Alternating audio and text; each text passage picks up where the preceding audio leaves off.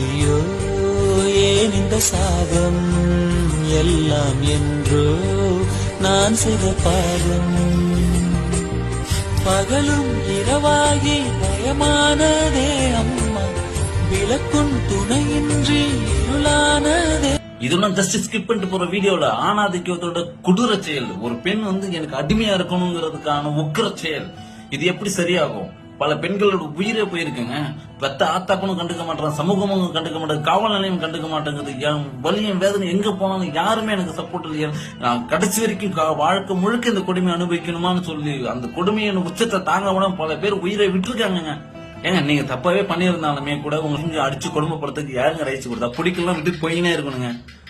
So நீங்க பயந்து அடங்கி ஒடங்கி நிக்கிற வரைக்கும் ஏறி மிதிச்சு மிதிச்சு மிதிச்சு சாவடிச்சிருவாங்க.